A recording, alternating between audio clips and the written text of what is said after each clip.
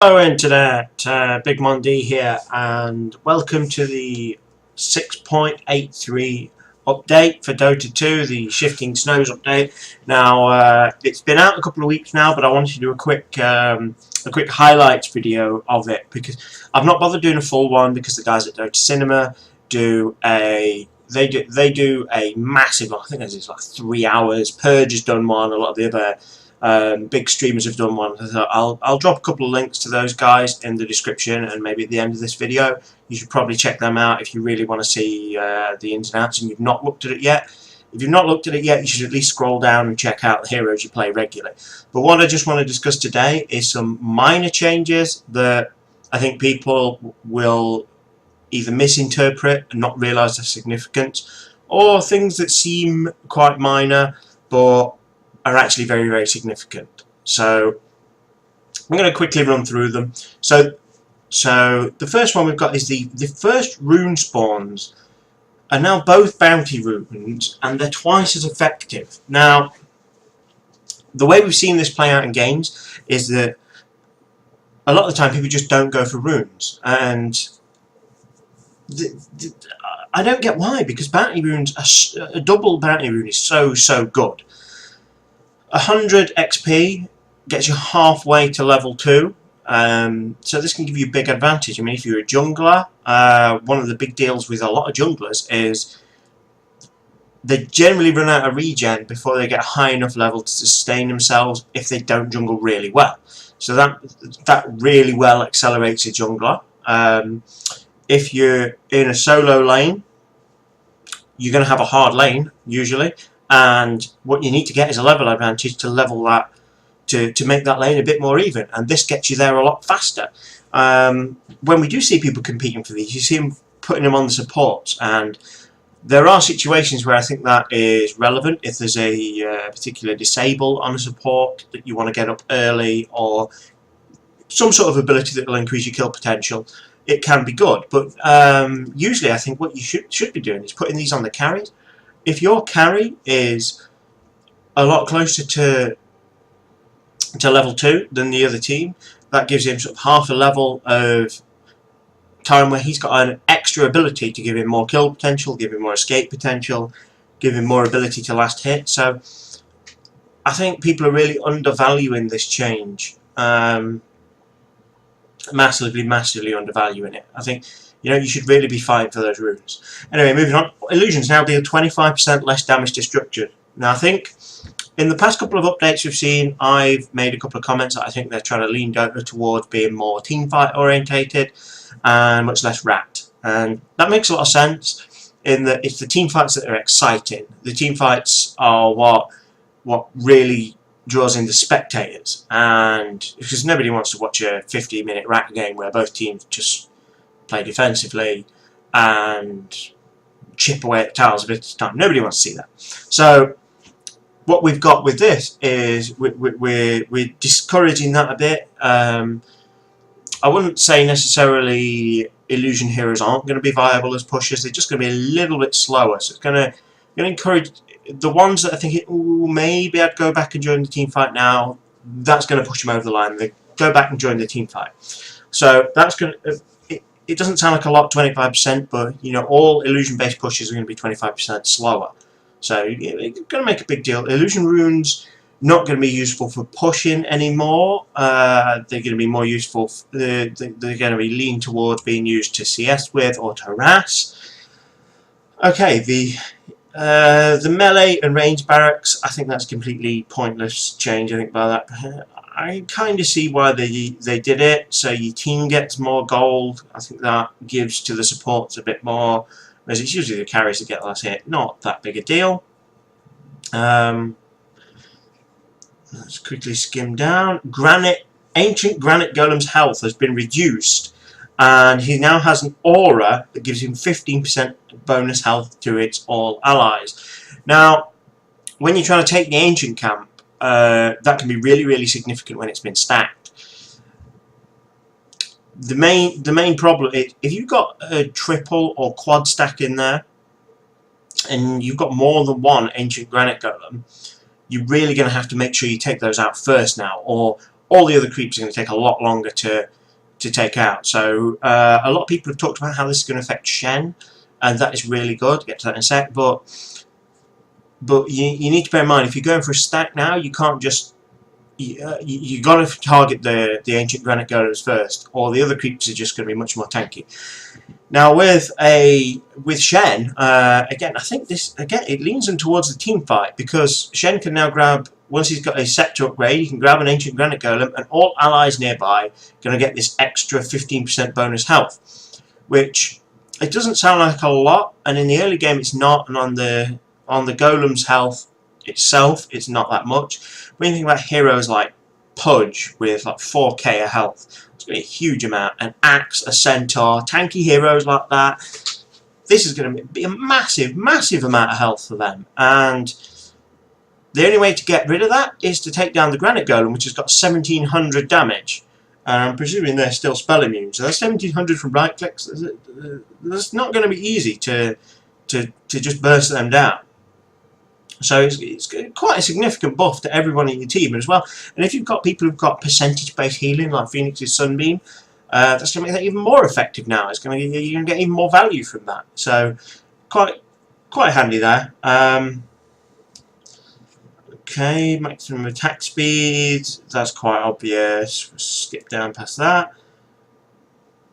There's been quite a lot of abilities that you can now cast on spell immune units. I've used this quite a lot with Treant's Living Armour, really useful.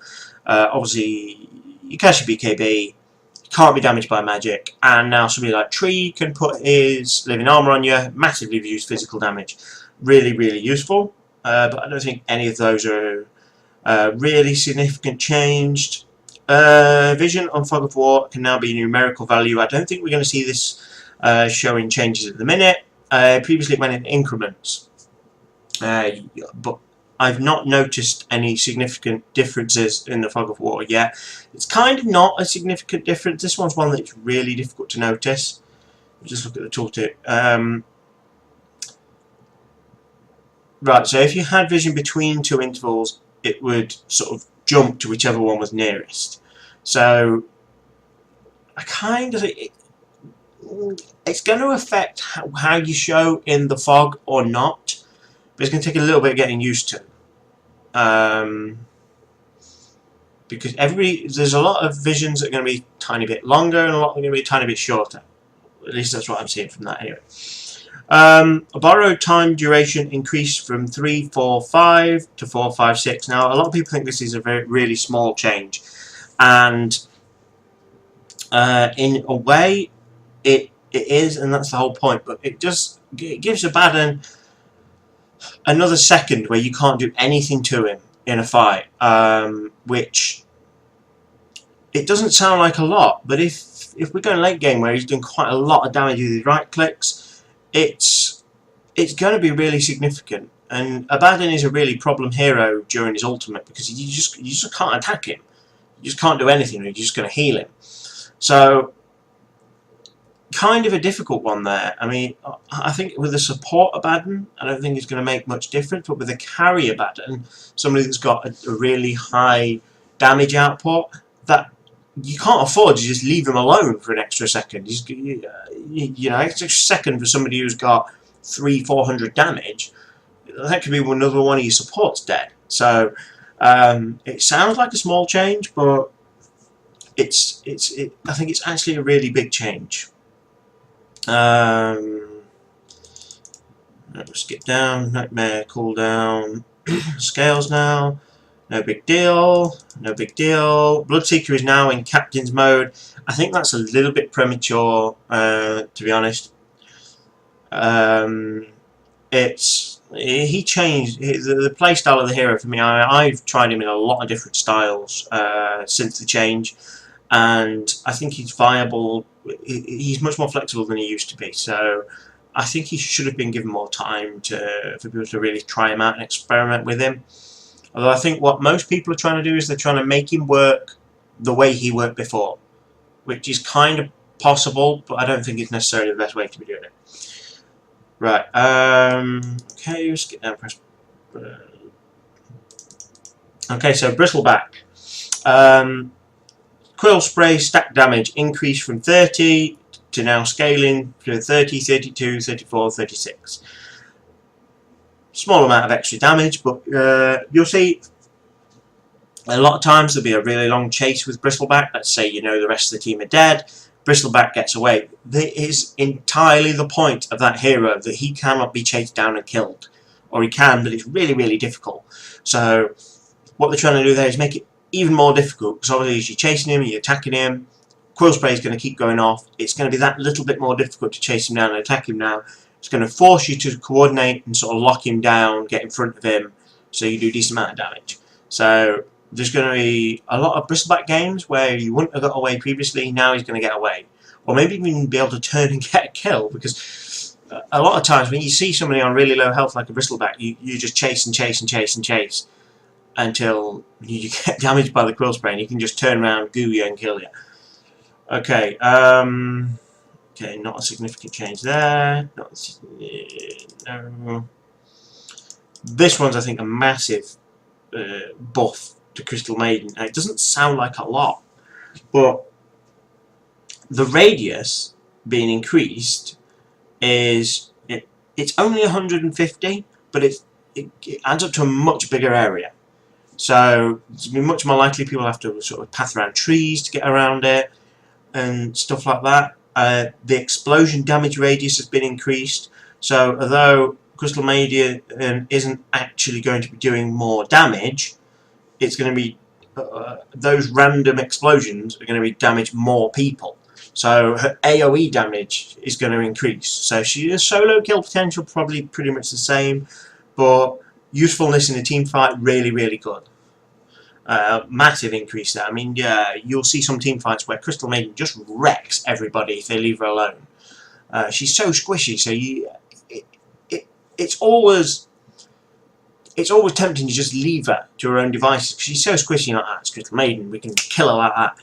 But sometimes you do. You always forget. Oh, I'll take out this high value target. Somebody else will deal with her, and then she ults and nobody deals with her because everybody's expecting somebody else to, and she just blows everyone up. I think Barmy did a calculation of how much damage she puts out during that. You know, if in theory you were hit by all of them, which let's face it, nobody's going to be, but it's like 40,000 damage in the area. And the saving grace of that before was these explosions had such a small range that the chances of a significant portion of that damage being on you were quite low. Now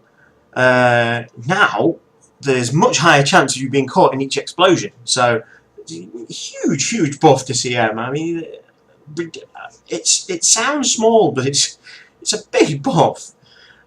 Right, base attack range, yeah, on Dazzle needed that. Strength growth reduced on Death Profit. Not convinced that was entirely needed, but maybe a little.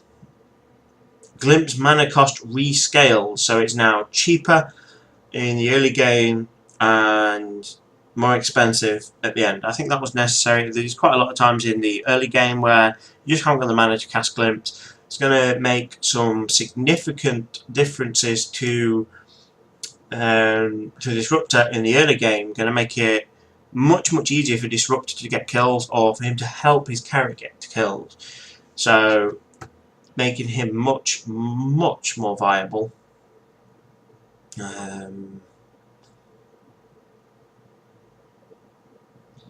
Elder Dragon Form level 3 now maintains Corrosive Breath ability from level 1 and level 2.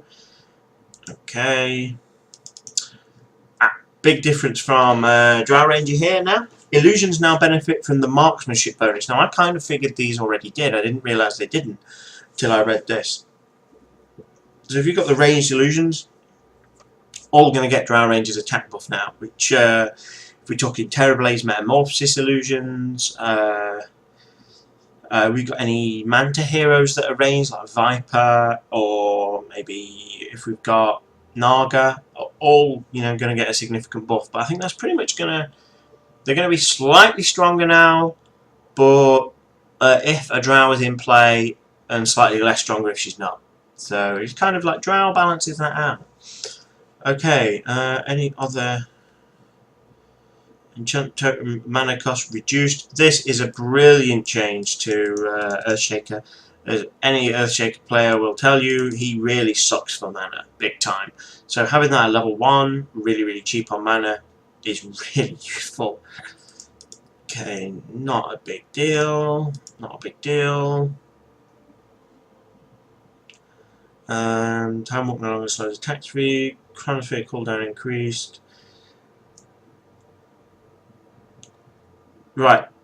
Ward unit types are no longer able to attack while in Chronosphere. You'll get, you may have seen this happen, where a Faceless Void will Chronosphere over one of the Plague Wards, and he'll die. He'll usually get the kill on Venomancer, but Venomancer's Plague Wards will take him down from the poison. I mean, I've seen it where the Venomancer, as Void Time walks in, he will he will poison Nova, and that wouldn't kill. So you're like, well, he gets Chronosphere, and he'd only got time to poison Nova, so surely Void will kill him. He'll be left on virtually no health, but then Void will run away. But what happens is the Plague Wards will apply their poison, so even the poison Nova can't kill, the poison from the Plague Wards does, and it really didn't make sense that the Plague Ward didn't get frozen, because they were units and it would stop every other unit. But so probably good that it makes a lot more sense now. This one is a really good buff to Gyrocopter. A massive, absolutely huge AOE on his cooldown now, and again, I've played a couple of games with this, and he's pretty devastating with it. I mean, one of the problems with it before is because it was a little bit slow. It's quite hard to land it. People see it coming, and unless they're right in the middle, they can usually get out. But making it much bigger, it's much easier to land, or much easier to land on multiple targets, so it can have a massive impact on a team fight. But one thing I really love is that you can now, the homing missile is now, you can now force staff it. So quite often you'll have an enemy unit who just runs away, and they can run. You've got a really fast one, or they've got 4 staff bling, whatever. You can't catch up with it. Or you'll fire the homing missile at someone, and they'll go behind the tower, so even though it gets them, it's not safe to dive. But with this homing missile now, there's a lot more potential for sort of unusual plays with it. You can fire the homing missile from where they can't see. You can force staff it forwards, and by the time they realise it's coming, it's too late to turn and run. So much easier to catch it out of position with it now. Not necessarily sure whether necessarily Gyro is going to pick that up, because it's not a good force staff. Not that great an item on Gyro. Maybe not horrible, but not that great. Okay. Liquid barb.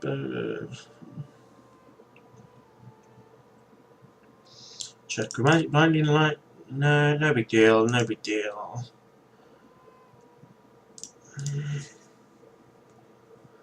X marks the spot cast range has been reduced at lower levels, increased at higher levels. Not that big a deal. But the return on it now much better. So this makes Kunkka much better at catching people. So when you cast the X marks the spot, now it'll be a straight up 4 seconds and an 8 seconds for allies, whereas before it was kind of useless at level 1. And the return is now free. So big buff to that ability, going to make it much harder to escape from Kunkka. You know, you've got 4 seconds where sometimes you'll get a Kunkka, he'll catch you, and that 1 second it'll bring you back, do a bit more damage, and then you run away. Just about. Now, the rest of his team has got 4 seconds to get in position, and in the laning phase this is quite a lot. 4 seconds is plenty of time to get in position for another stun, to get in position to body block here. Really useful. It's you should see coordinated teams and coordinated pub players get a lot more kills with this ability now in the early game.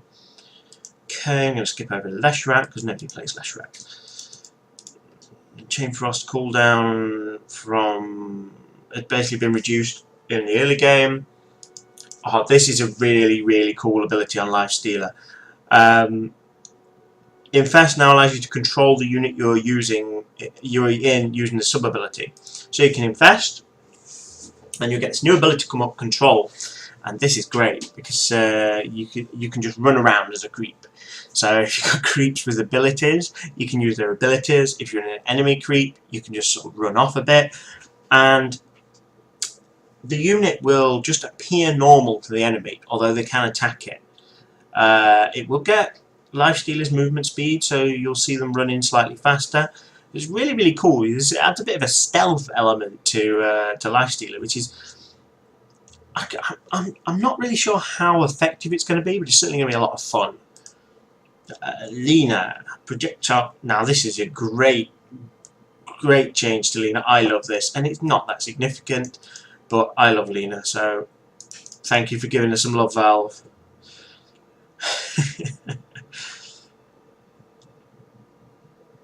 Right, so Lion Mana Drain has now been changed. He can now take illusions down faster. Basically, so his Mana Drain, it's smaller intervals and smaller amounts. So every 0.1 seconds instead of every quarter of a second, but it's a smaller amount each time.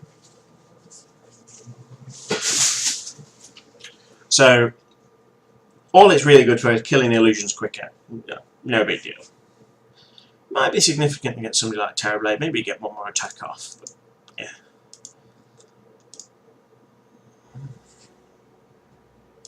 Okay. 4 bounces to 5. Yeah, no biggie.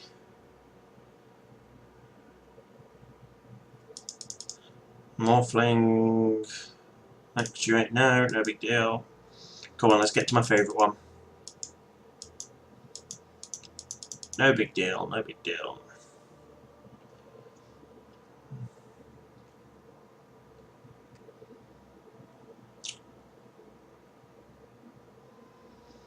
Right, so Phantom Assassin. Coup de Grace. Coup de Grace, whatever. Don't listen to Sunfan if you want to hear the argument about the pronunciation.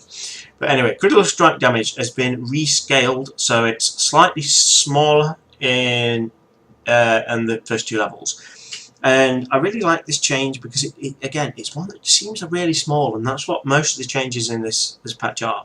But you quite often see a PA will hit 6 and she'll blink and kill, blink and kill, blink and kill, and then she'll just snowball, and it's horrendous. So what this does, it reduces that ever so slightly. So not a massive change to the hero, but you're just going to have to plan those kills a little bit better. You're going to have to make sure you've got a little bit more follow-up damage when you blink, or you get a bit harassing beforehand. So not massive, but it's going to reduce how often PA snowballs, or how easily she snowballs, or how early she snowballs a little bit. So just a little balance change there. Now this is my favourite change, because this is my most played hero by far. About 30 to 40% of all my Dota games are with Phoenix. I play him a huge amount. I love the hero. And this, so level 1, number of attacks to destroy the same, but after that, 1 extra attack for each one. Now, if you're a Phoenix player and you're good at Phoenix, you want to get fights that are close, because if you drop an egg and the enemy has no chance of killing it, they're just going to run away. But if you drop an egg and they think they can kill it, they will all group up under the egg trying to kill it. And what happens then is the egg bursts, everybody gets a 2-second stun, you get a massive amount of damage more to apply to them, and you'll just destroy everyone. So you kind of want it to be close to make the enemy think they have a chance. If they think they have no chance, they just run. If they think they've got a good chance of killing the egg, they'll kill it. So that's what you want. You want them to turn around and attack the egg. So a lot of good Phoenix players will see this and they'll go, oh, damn it, if only that split second more, and I'd have killed them. and obviously, as you know, a big chunk of Phoenix's damage comes up after he respawns. Now, what I tend to do with my Phoenix as I respawn is, if I've got a mech still unused, I'll use that as I come out of the supernova. I'll reapply the Fire Spirit, I'll dive over the enemy team to the back of my team, and then I'll use my Sunbeam to heal all my team and damage the enemy team. So you come out of the egg and you got 250 heal from the mech, and then probably sort of 300-400 from on the tanky heroes from the Sunbeam, and a massive slow to everyone. So, you know, really significant. You get a lot out of Phoenix after the supernova. And the amount of times you that split second, and you know a tiny bit more you'd have had it. Now you're going to get it. Now you're going to get it. It's going to be really good. I've had some fights with Phoenix now where I'm going in and I'm like, this is just too easy. Just guaranteed that I'm going to get it. So anyway, Pudge's meat hook. Early range has been increased dramatically. A lot of people come and moan about this change. Oh, Pudge doesn't need a buff. Pudge doesn't need a buff. Well, you don't see Pudge played in Pro very often, and the reason for that is any idiot can dodge a Pudge hook, and I'm now going to spend the rest of my day being hooked by Pudge. I can guarantee it. But any idiot can dodge a Pudge hook because you see it coming. If you're good, you do not watch for the hook. You watch for the animation. He pulls his arm back to throw the hook, and that gives you it's almost a full second before he even throws it. The cast time, I'm not sure what the cast time on it is, but it's really slow. Now what you'll notice with Pudge is, as he gets later game and he levels the ability up, he'll sort of hide in trees or in places you can't see him. He'll be sort of sneaky and stealthy Pudge. He'll be a stealthy fat bastard. And he'll go and hide, and that's how he'll hook you, because he'll hook you from out of the fog behind trees where you see that much on screen. You've got that much more, and you just can't dodge that. So that's what they're going for. Now, what they're trying to do with this change is make it so you can have that sort of Pudge playstyle from level 1 hook, because level 1 hook before was just shockingly bad. It's too easy to see coming. Now you can sort of back off out the fog range, at least at night, and you've got a chance of getting someone. So it's going to make Pudge a lot easier in the early game. He's going to be able to do a lot more Pudge things in the early game, rather than Hook being effectively useless. Anyway, moving on. A couple of fixes. Oh, big change here to Queen of Pain. The Sonic Wave damage has been reduced. It's kind of the same, but Sonic Wave now does pure damage and affects spell immune units.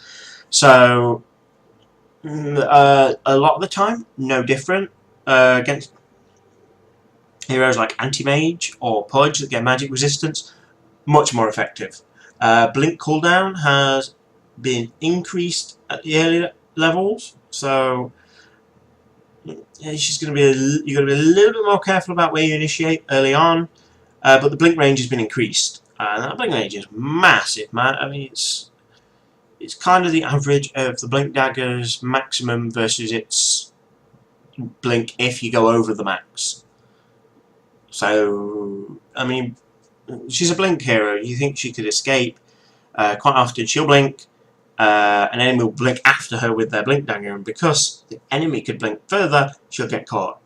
Whereas now, that escape works as an escape regardless. You need a lot of chasing power to chase down Queen of Pain now. So she's going to become much easier to escape with. She's going to be a little bit more viable. Okay, Ricky, Blink Strike Max Charge increased from 345 to 456. Now I thought this was really necessary right up from when Ricky got changed.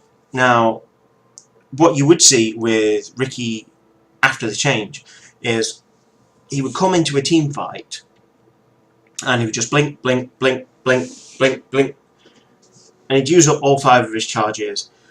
He'd wreck everyone. He'd do that massive amount of backstab damage to everyone, or maybe just bounce between two different targets, and he'd wreck anyone nearby, and then he just poof, and he's gone, and you can't get him. And that was great, and it worked really well. But the problem with that is because it takes so long to regenerate those, Ricky is then useless. You've got to then wait for him to get all the charges back up to get most of his burst damage. So what this has done is it's made it more useful in those cases where you've saved your charges. You're less likely to use all your charges. So you're basically more likely to have at least a few charges every time you get into a fight. So, but the restore time's a bit increased a bit because they don't want you to have loads stacked up and get them back really quickly. That'd just be a bit too OP. But saying that, bonus damage increased, so it's been reduced at the early levels and increased at the late levels. So again, I think this is a bit like PA, where we're trying to stop the hero snowballing, because quite often if Ricky gets a good start and you don't shut him down with wars really early, he can get a little bit out of hand. So just a bit of a balance change there. Cooldown reduced from fire. Shadow rays damage increased, yeah, no biggie.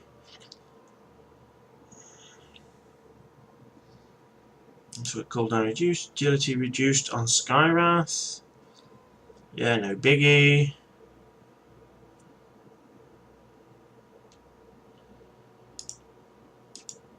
Oh. Yay, no biggie, no biggie. This is a fantastic change to Sniper here. One, again, making him useful in a team fight, making him useful for something other than kill stealing. Oh, I fucking hate snipers for that. So, guys, I'm Sniper. I'm going to sit at the back here. That's my job. And they don't attack. They just sit there with a sniper rifle and go, wait for it, kill steal. You fucking hate that. It's so annoying. I mean, you wouldn't mind if they really contributed to a fight, but all they do is they take their range so they can stay their ass back, and then they take their ult and they kill steal with it. God damn it. Now, what a lot of snipers forget is that shrapnel has a slow. It can be really useful in a team fight to stop people escaping. It can do a decent amount. If you put it in a position where the enemy has to run through all of it, they take a significant amount of damage from it, and the slow can help the rest of your team do damage to them. But a lot of pub snipers, they don't give a shit about the team because they're assholes. So now we've got this. It doesn't do damage to buildings, which I think is great. I mean, Sniper's just too good against buildings anyway. He can shoot from where they can't see him. I mean, how OP is that? That's just wrong. But so no damage to buildings, which is good.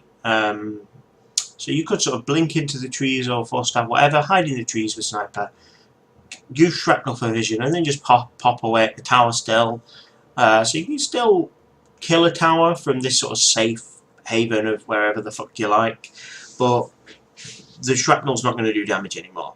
So now it's got 3 charges with a 40-second replenish time. So what this is what I mean about the team fight, is that you can drop a shrapnel, and as the team fight moves you can drop another shrapnel. As the team fight moves you can drop another shrapnel. So instead of the cooldown, you can just go pop, pop, pop, massive area where everyone's slowed and takes damage. Which, again, it really helps the team. Snipers, please listen. Take a level of shrapnel before you get 6. I mean, seriously, the amount this can help when you get into fights and when you gank it. If you start a gank by sort of walking in and going pop, pop, pop, pop, ulti, that's okay. You can probably kill someone like that. But if you start it with shrapnel and then walk in and go pop, pop, you've got much longer to go pop, pop, pop, pop, pop, and your team can get in position, you're probably going to kill everyone in that lane. So please get shrapnel. Yes, you won't do as much damage yourself, but your team will do more damage overall. Your team will have a chance to bail if things go badly because the enemy's slowed. So really useful. Right, who else we got? Techies added to captain's mode. Oh holy god, why? Please pick Techies. Please, I love Techies. I want to. Somebody send me a captain's mode match with him. Alright, Sunander minimum HP, just straight to 20. Yeah, no biggie. Oh, holy god, Tinker. Now, Tinker, I'm sure he got nerfed recently, but this heat-seeking missile damage has been increased at all levels. As you'll know, with Tinker, it's really annoying in teamfights. He'll be just fucked off somewhere. He'll be magically dancing around the map, and you'll get into a teamfight where you're like, great, there's 5 of us, there's 4 of them, and then fucking Tinker will blink in out of nowhere and he'll go laser, missile, refresh, laser, missile, and every fucker's dead. Every fucker. It's just so annoying. That did not need buffing. I mean, his rearm is... It's already buffs it. But, yeah, fuck you, Tinker. Anyway. Right. Grow, move speed bonus has been rescaled, so it's slightly higher at early levels. Treant Protector. Oh, I don't know whether I should tell you people this because you might learn my tricks. Basically, overgrowth damage has been increased now. Say overgrowth from Treant doesn't do damage, but when you get the Scepter, you can place eyes in the forest and enchant trees, and they will do a shit ton of damage to anyone when you use overgrowth. Cooldown's been reduced as well, so what you can basically do is you walk around the map and you go overgrowth, overgrowth, overgrowth, overgrowth, overgrowth, overgrowth, overgrowth, overgrowth. You put them fucking everywhere. You can put them in the enemy base because they're too stupid to remove them. You can put them in neutral camps to watch for people farming. You can put them, they can give sight in Roshan. You put them fucking everywhere. So this is like 3 wards, and you can put them fucking everywhere, have vision on the entire map, and then you can just go, I see him, let's kill him. And so many times with this, I've just sort of walked in Viz, popped the leech seed on someone, wait for them to go, aha, it's tree, I can fight him, boom, and then the overgrowth, and they're so fucked. Because you've done like 1,000 damage, over probably, from the leech seed, you've done like 900 damage from the overgrowth, depending on their magic resistance. You've done like 300 damage from the leech seed. That's a lot of damage. So you can find squishy heroes jungling. So many times I've done this, and what you do is sometimes you just walk in and punch them, and they're like, ah, it's only tree, I'll fight him.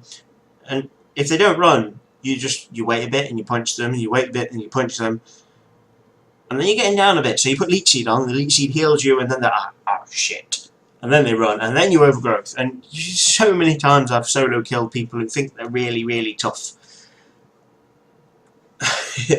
It can be quite funny actually. I mean, I've done it to a meepo, and he didn't even bother poofing in his meepo. So he thought, easy, I can get away from tree. What he doesn't realise is I've got trees everywhere. I had like 50 trees out on the map. The entire map was warded. He could not go anywhere.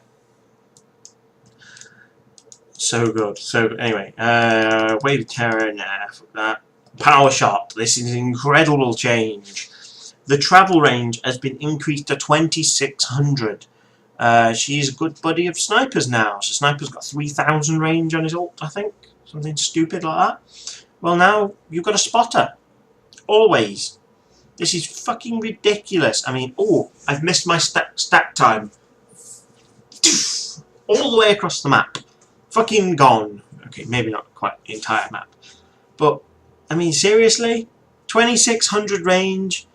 Yeah, you know the Dota cinema sort of headshots videos where people get hit by power shots from ridiculous ranges. People just like guess the power shot and they go, "Oh, I was so good, I hit that." When they just took a pot shot and they're like, "Oh my god, I hit it." Well, I can see people like now deliberately waiting that and go, "I'll guess there," and getting one. Yes, I've played 300 games to get that, but that one's going to Dota cinema. So I kind of love that change because it makes win range a lot more dangerous because you can't wait till you're on low health to run away because she'll just power shot you and kill you. So really, really nice. Really, really good change there. Right, Animal Courier is cheaper. Fantastic. Armor cost has been reduced again. Courier's getting even slower.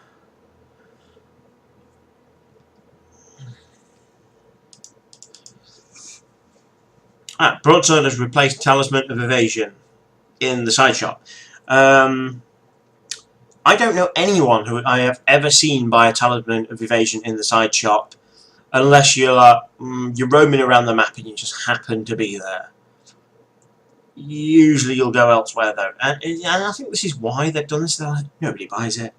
Nobody purposely buys it from the side shop. And what this does is when you've got carries who are going to get a Battle Fury, who are quite often near the side shop early game, now they can get something that gives them a little bit of damage. So that slot is now a little bit more useful. So, moving on. Mana restore increased from 135 to 150. See a lot of heroes who have a build where they'll pick up 2 or 3 clarities. There's some junglers that do this. Quite a lot of lane heroes that need to spam spells to harass in the first couple of levels. You're basically getting a free mana buff. So you guys are going to have a much better time. And there's quite a lot of the time. Silencer picks up 2 or 3 clarities. So you're going to make those heroes have a lot more staying power in the lane really, really good. Diffusal Blade is no longer a unique attack modifier. So, fear PA. Fear him. He's going to rape everyone. Now, you can pick up Scaddy with him. He's going to do a shit ton of damage. He's going to slow you. He's going to have the fastest fucking illusions on Earth, chasing you with like their million move speed, and you're just fucked. Big time. This was not needed. I mean, good God. I'm sitting there thinking, there's so many ways this could be used. I mean, you put it on Ursa, I suppose, and get the bonus damage with it during his overpower. I'm not sure whether that'd be redundant or that'd just be, you just rape spellcasters totally. You just like, your mana's gone, no mana for you. Right, your scepter cost increased. Salve cost has been reduced because pubs, you will not buy healing. Buy healing for fuck's sake. Helm of the Dominator's unit bonus health has been increased. Usually when you see someone with the Helm of the Dominator unit, all it's really doing is standing by the Ancients being ready to stack. It kind of encourages people to bring it into a fight if it's going to at least run interference for a little bit longer.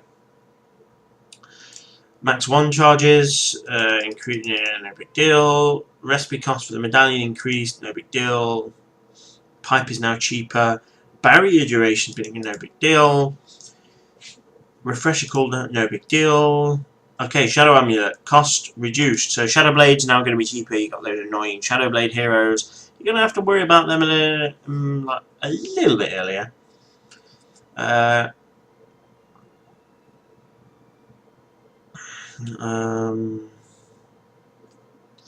Movement is now owned. Right, I don't really know what that's about, but yeah. So, guys, additional changes. Piss all. Come on, there's nothing.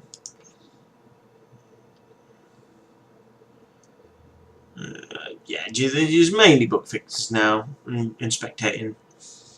So yeah, forget that lot. Forget that lot. So, guys, like I say, I didn't want to go over everything in this because the Dota Cinema guys took like 3 million years to do it. Purge's video was over an hour, and yeah, I just wanted to talk about the things that were a bit different. If you think I've missed something that looks small and is actually a really big change, please let me know, guys. Drop something in the comments, and we will, we'll see. Like I say, the update has been out for a while now. I deliberately gave this a little while to sort of experiment. I didn't want to just do the entire fucking lot of patch notes. That's just it's just too much. So guys, I really hope you found this useful. I will, on the next update, I'm going to give it sort of 2 days and then put it out because this one's kind of a bit slow. I was busy drinking over Christmas and wondering where the hell my winter wyvern was. So I will do the next one slightly earlier, but I'm probably never going to do full length ones. I'll leave that to the guys at Dota Cinema and the likes of the pros like Purge. So guys, I hope you have a good day. I will see you in game soon. Bye bye guys, have a good one.